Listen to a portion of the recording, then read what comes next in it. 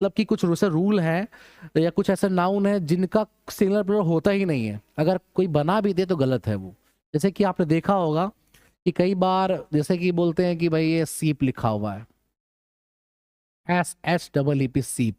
अब कोई कहता है सीप का प्लूरल होगा सीप्स।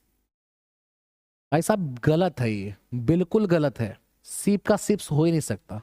सीप का सीप ही रहने वाला है। इसके नाम में, इसके कैरेक्टर में, इसके फिजिकल वर्क में कोई चेंजमेंट नहीं होने वाला। ठीक है, देयर इज नो चेंज।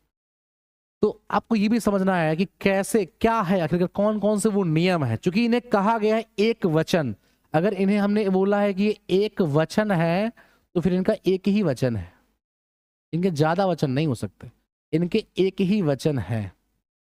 इनके क्या है? एक ही वचन है,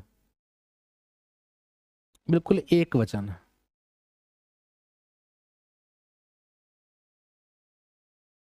एक ही वचन है,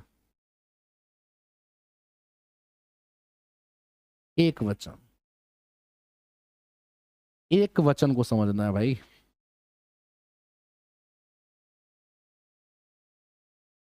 एक वचन। ये है बहुवचन। बहुवचन। बहुत सारे नियम है।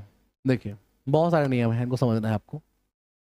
अब जैसे कि मैंने बताया आपको कि यहाँ पे जो जैसे लिखा है जेंडर, तो जेंडर में आप देखेंगे, अगर अगर आप जेंडर में देखेंगे, अगर आप जेंडर में समझेंगे जेंडर में क्या है क्या नहीं है, तो उसको उसके लिए भी आपको काम करना पड़ेगा, समझना पड़ेगा जेंडर में क्या है क्या नहीं है ना। अ,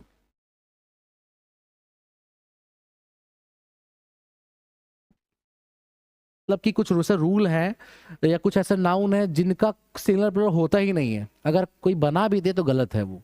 जैसे कि आपने देखा होगा कि कई बार जैसे कि बोलते हैं कि भाई ये सीप लिखा हुआ है, SHEEP सीप। अब कोई कहता है सीप का प्लूरल होगा सीप्स। भाई साहब गलत है, ये बिल्कुल गलत है। सीप का सिप्स हो ही नहीं सकता। सीप का सीप ही रहने वाला है।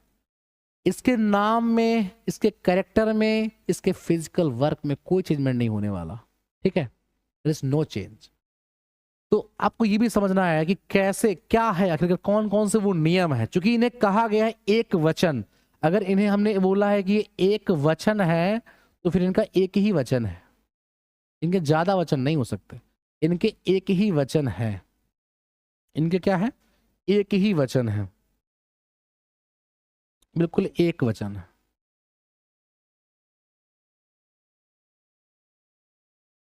एक ही वचन है।